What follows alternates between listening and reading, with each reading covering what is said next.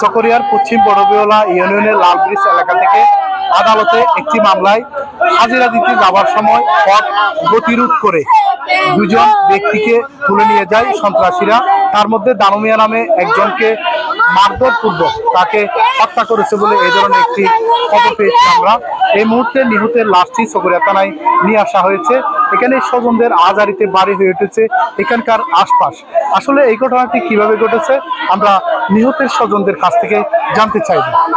আর বাবারে মারা লইয়া মারা মাথা ঢুকা দিয়ে সত্রতি করে আর বাবারে ঢুকা দিয়ে আর বাবা কে শোনা মাথা আর বাবার নিরাপত্তা স্থান লেবেল না বলি নিরাপত্তা আইনরা আইনরা হাসে হস্তান্তর করি বেলা বলি কোর্ট মাঝে সারান্ডা করি বেলা আর বাবারে লিছে আর বাবারে লিছে দে তাতা মত দরিয়ে রে আর বড় এর পরে লগি আর বড় লি জানা পরে হয়তো হড় আসানি কেতুয়ারি আর বড় আইনা পাইয়ে দুজন অপহরণ করে নিয়ে গেছিল।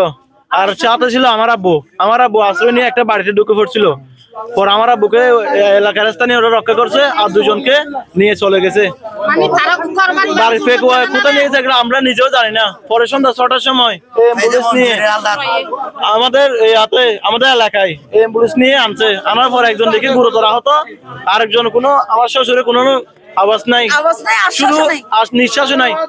ওনার যে আরেকজন ছিল মুমিনুল ইসলাম, ও একটু নিঃশ্বাস আছে। ওকে নিয়ে সরাসরি কক্সবাজার হসপিটাল নিয়ে গেছিল। আর আমার শ্বশুরকে নিয়ে অ্যাম্বুলেন্স নিয়ে চট্টগ্রাম নিয়ে যাওয়ার সময় মুমিনের অবস্থা এখন আমরা বেশি অবস্থা আর খবর ভাতি আনার পর আবার আইছি ছড়া আইনার পর আর ভাই মৃত্যু মানে এই যে গাড়ি এর মধ্যে দেখি দে দূর আর ঘটনা হনো কেন করে মারি ফেলি কেন করে ন মারে আর হইন না পারে কি বলবো করে আর বাইরে মারকে আর হইন না পারে আর ন দেখি আর কিন্তু আর কিছুক্ষণ অপেক্ষা করছে যে মারা লাশ তো না দেখতে।